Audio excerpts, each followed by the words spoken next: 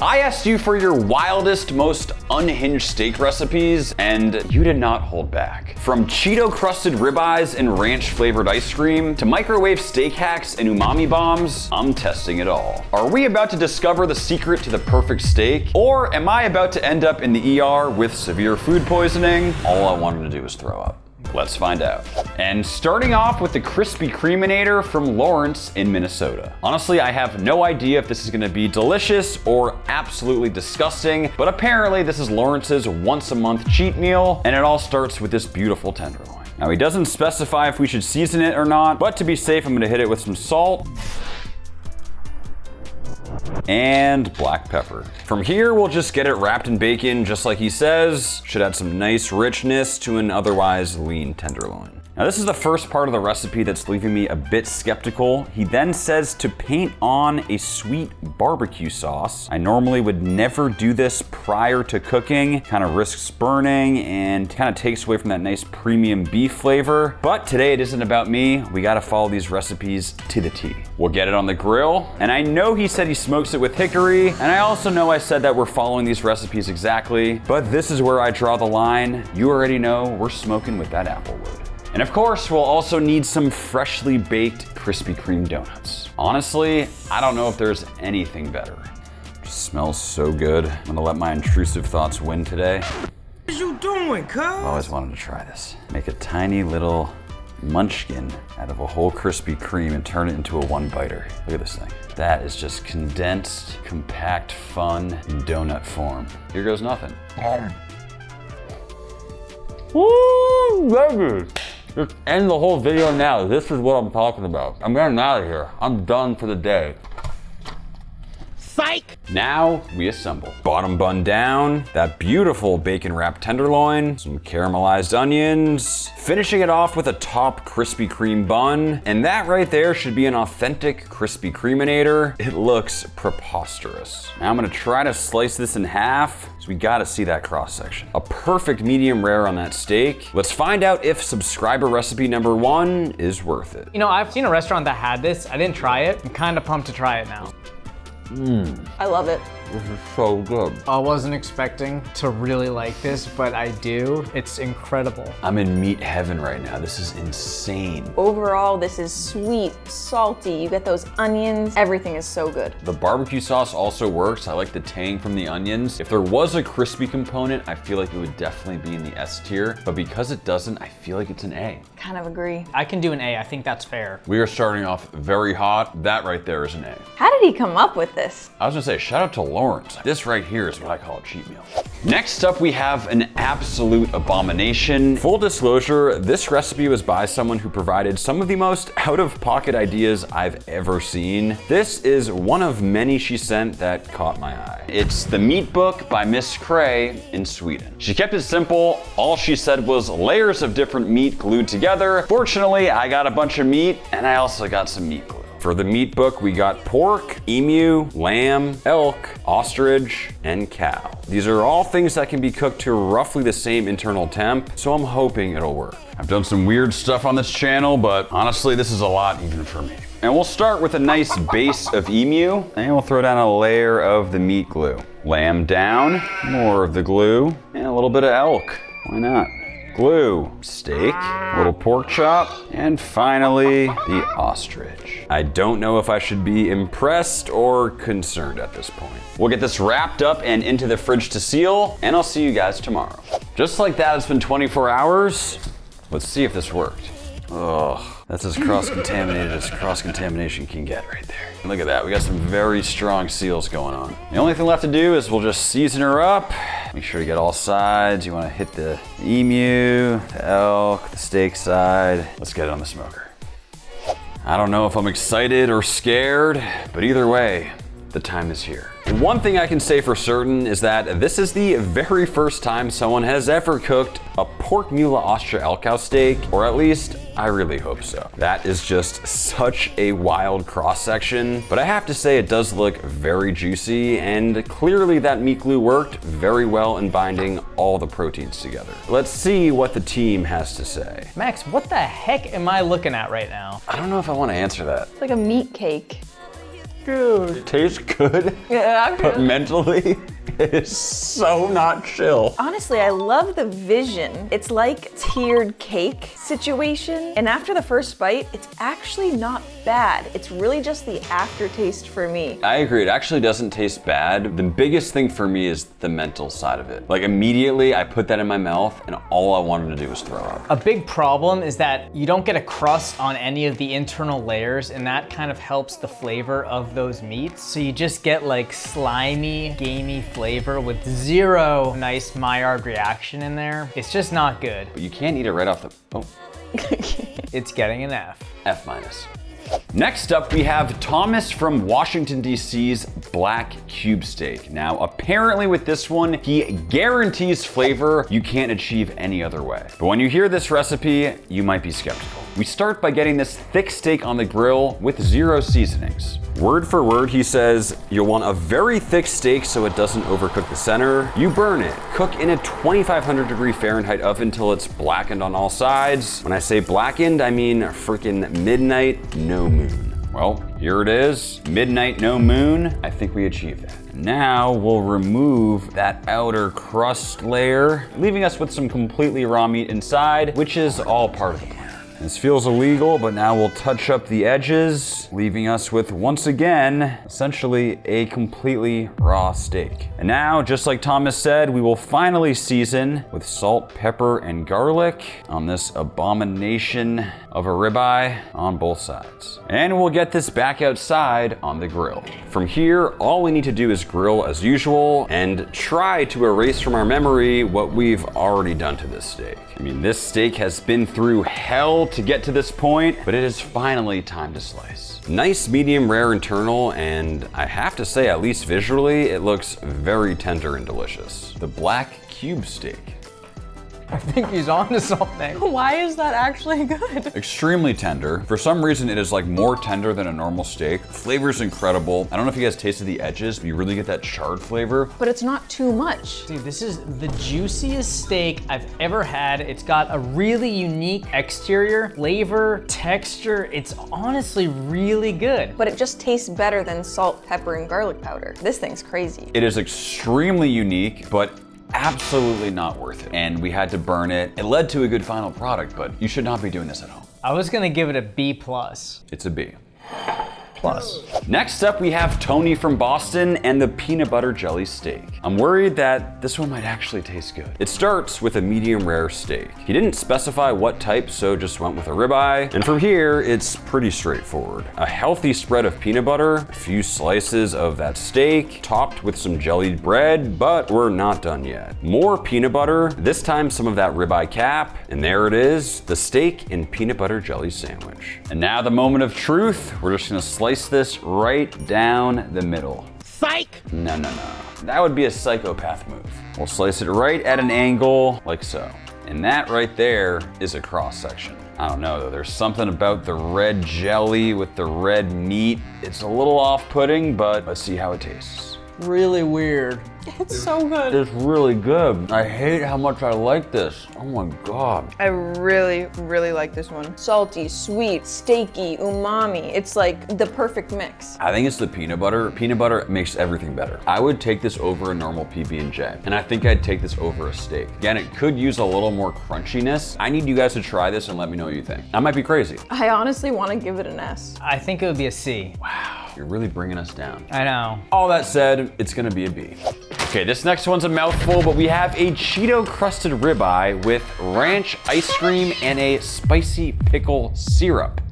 Did I say that right? Hell yeah, you did. Now it may sound like stunt food, but the instructions that we were given were so specific that it kind of feels like a legit dish that this guy actually makes. And we'll start, whoa, that was aggressive, by making our ranch ice cream. Cup of cream, half a cup of milk, cream cheese, and the sugar. But now is when this ice cream starts to get weird. We'll add onion powder, garlic powder, white pepper, and dill. And of course we have our buttermilk powder, for what he says, some extra tang. We'll get this all mixed up and let it chill. Now let's make some ice cream. We'll add in that frozen insert, we'll pour in the cream, and we'll see if this works. I mean, it kind of looks like this thing is actually turning into ice cream. It's only been about 15 minutes, but I think it's done. It looks like it has a pretty nice ice cream texture. That is crazy how well that worked. We'll just get it into a bowl, then into the freezer to finish freezing up. I mean, I gotta go for a taste. It's like savory ice cream. I cannot believe that is good. And now for the spicy pickle syrup. We'll add a half cup of pickle juice. Ooh, a little straggler. Some sugar, some chili flakes, a little bit of honey, and some salt. And just reduce that down. We've reached a nice syrupy consistency. Let's move on to the steak. First things first, we need some Cheetos.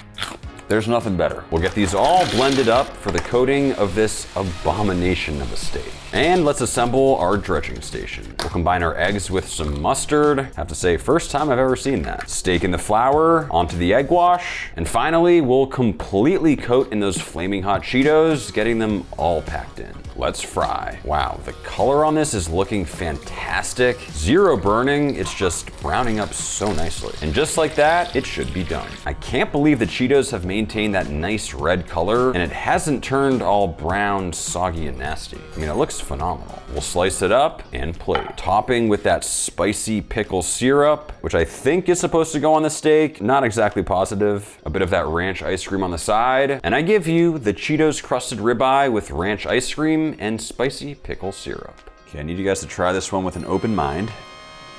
Oh my God.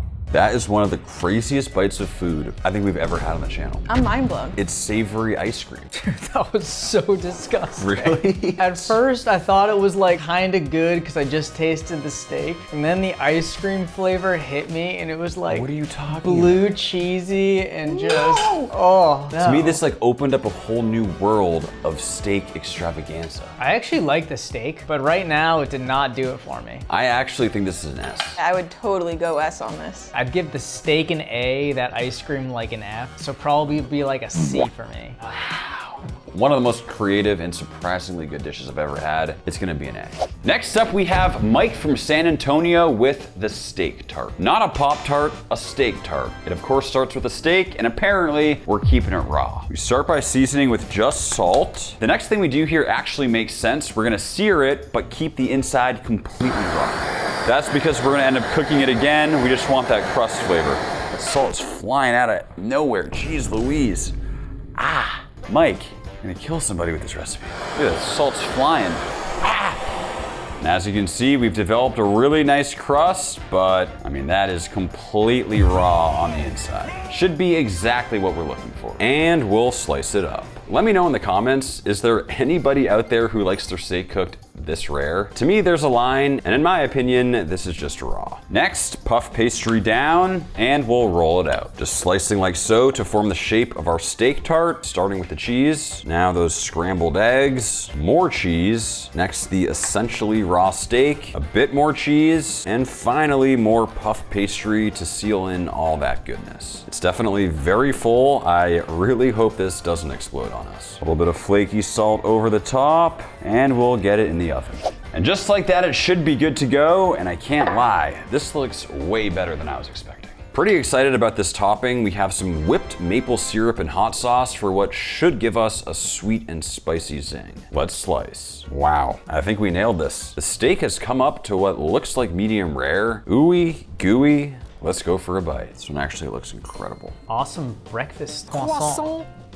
That's really good. That's fantastic. Wow. That drizzle over the top, that might be the best part. I love puff pastry. Add some steak in there, add some eggs, cheese. That's a winner. Somehow the steak cooked perfectly. I feel like it's a solid A for me. I'd give it like an A+. I could go S. It doesn't quite have that X factor, but it is absolutely delicious. Another solid A. Okay, so this is probably my favorite submission of them all. This guy didn't give us a name, he just called himself The Unit, and it's the steak and bacon stir fry. It's exactly what it sounds like.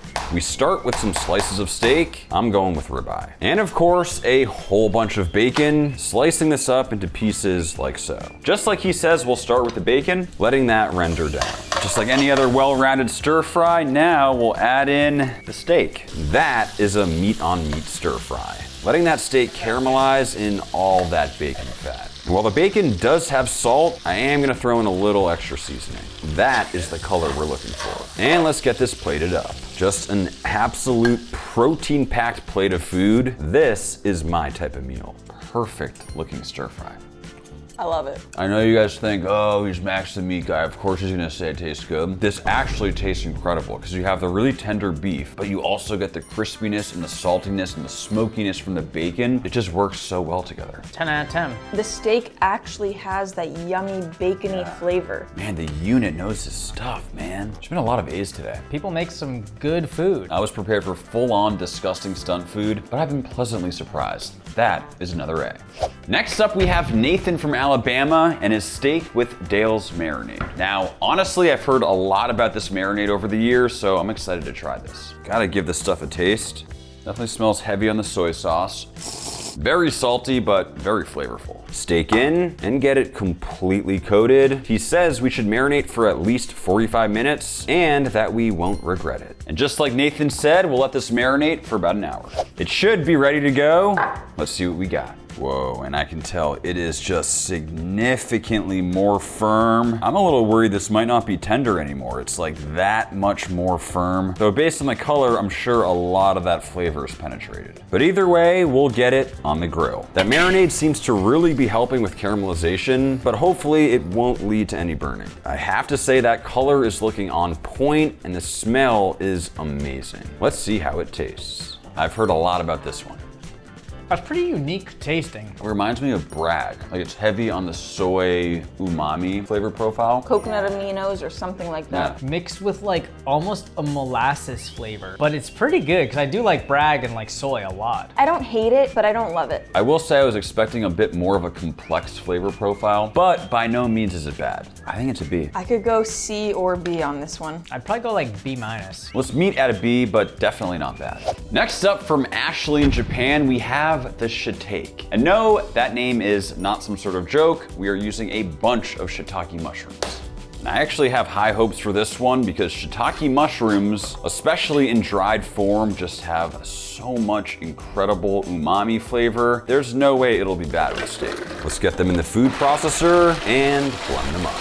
Got a nice powder. It almost smells like a ramen packet at this point. For the next step, Ashley says to season with salt as well as black pepper. And we'll make sure to get both sides. And now we add a bunch of that mushroom powder. She didn't specify how much to use, so I'm going heavy. We got it fully seasoned. I think this should be perfect. Into the sous vide bag and into the sous vide at 135 Fahrenheit for 2 hours. And just like that, we should be good to go. And we'll crack it open. Ooh, and it smells incredible. Wow. We'll pat it dry, and she does actually say to remove some of that exterior. I don't want to remove all the flavor, but I will clean it up a bit. And time to sear. Looks like we are getting some good color. The mushrooms don't seem to be burning. And just like any sous vide steak, we have a perfect edge-to-edge doneness. Maybe a little closer to medium than medium rare, but it definitely looks good. Very interesting smell. Such a unique savory flavor, like packed with umami. It's actually a little underwhelming to me. Really? I actually love this one. I can taste the umami, but I wish there was more. Like I wish we didn't wipe it off. I really didn't get a shiitake mushroom flavor. Yes, a slight umami flavor. It really fell short for me. I'm surprised you like this one this much, Kyle. I'm surprised you guys don't get the flavor that much. At first I was thinking it'd be like at most a C. Now that I'm tasting the edges more, I think it could be a B. I still don't really love this one. I'm feeling a C. I give it an A. What that means is we'll meet at a B. And next up we have the sour apple steak from Anthony in Jacksonville. And this one's pretty straightforward. Literally just covering the steak in apple juice along with some freshly squeezed lemon. Kind of hoping this will taste like a sour warhead or something. You know it's gonna be a good day when your lemon's that juicy. And just like Anthony said, we'll let this soak for 2 hours. Our 2 hours are up.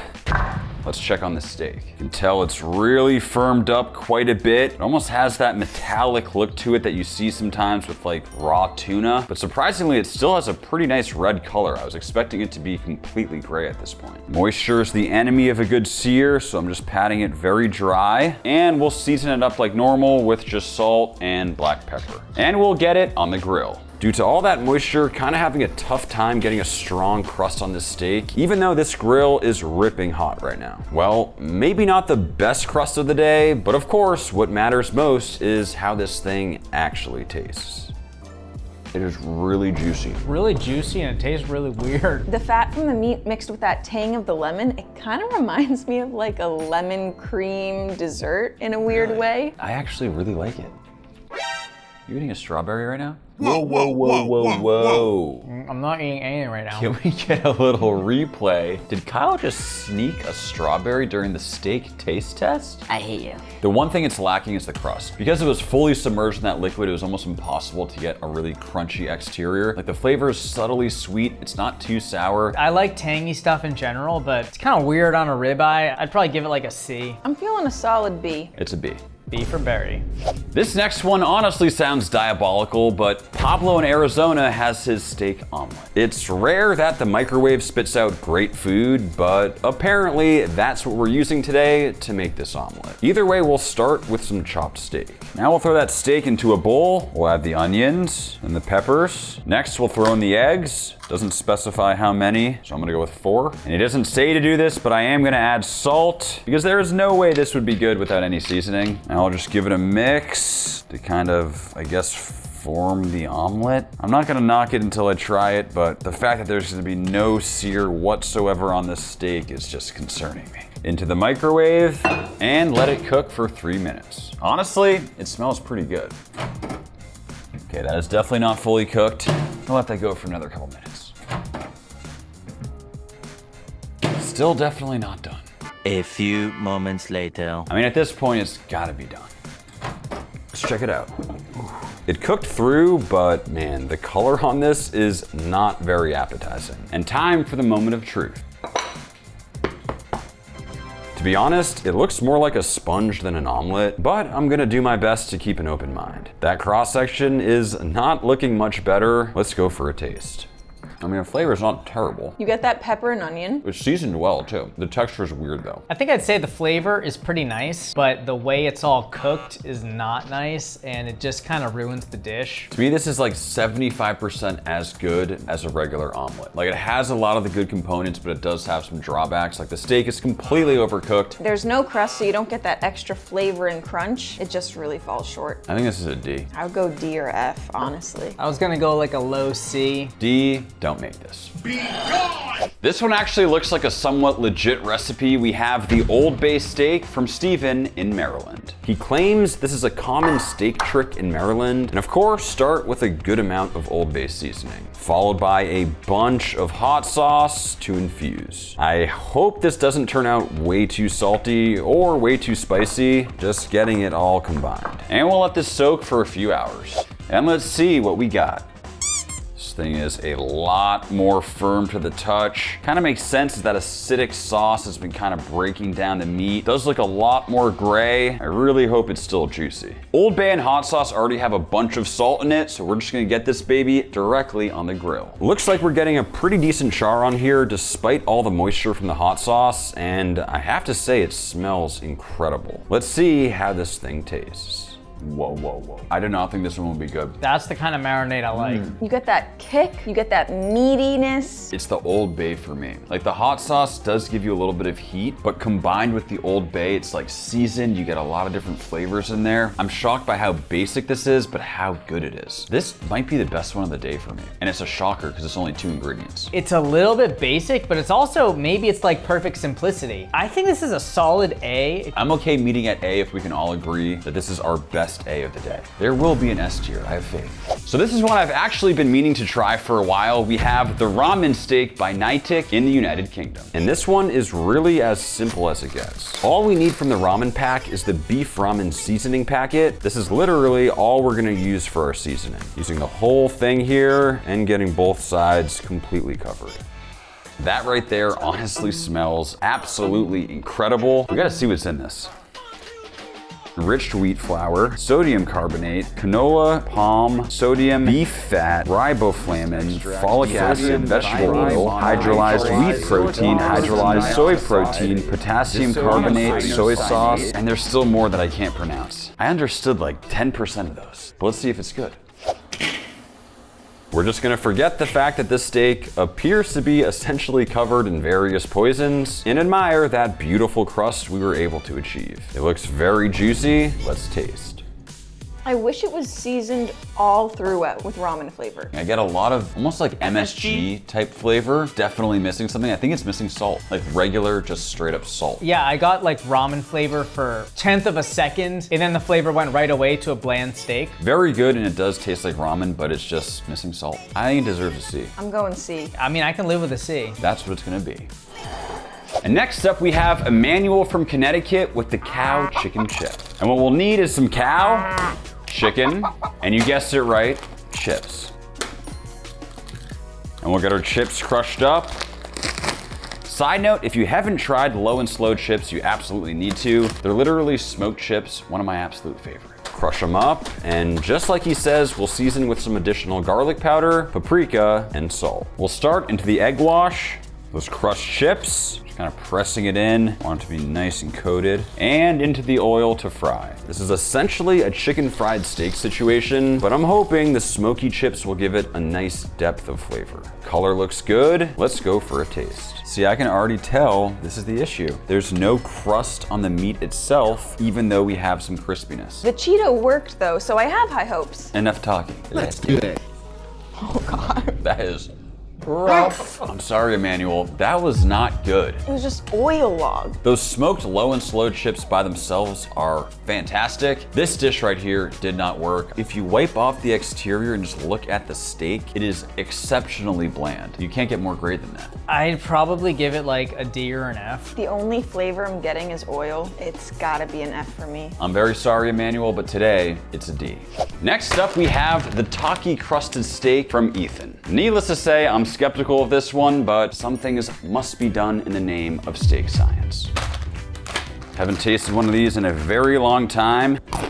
I mean, it tastes amazing, but there's no way that is healthy. I'll start by pounding them all out, followed by an oil binder on the steak, and now I'm essentially just seasoning this steak with the ground Takis. I mean, as long as this thing doesn't burn, I kind of have a feeling this thing may actually taste good. Let's get it on the grill. Thankfully, this time we're not deep frying it. It seems like a lot of that seasoning is staying on the steak. It really doesn't look that bad. There is, of course, a very unnatural blue color going on that exterior, but honestly, the inside looks perfect. It's not look very safe to eat, for being real. I got one word, disappointing. Do you taste any Takis? I taste the bad part of the Takis. You know, like when you suck the flavor off the Taki No, I do not. and you're left with like a corn chip? Back to this steak. Takis are just a punch of flavor, and I don't get that in this steak. I'm a little surprised. I get a little bit of an aftertaste of maybe Doritos, but it's not even Takis that I'm tasting. It's just kind of a steak with a weird chip aftertaste, but it's bland. The crust also just isn't there. Unfortunately, this one is no bueno. I didn't enjoy any part of that. I'd give it an F. 100% F. Takis are great by themselves. Steak is great by itself. Do not combine them. I'm sorry, Ethan. Unfortunately, that right there is an F. What this means is we're ending off with a huge tie in the A category. Let us know down below in the comments who you think won. Thanks for watching, and we'll see you next time.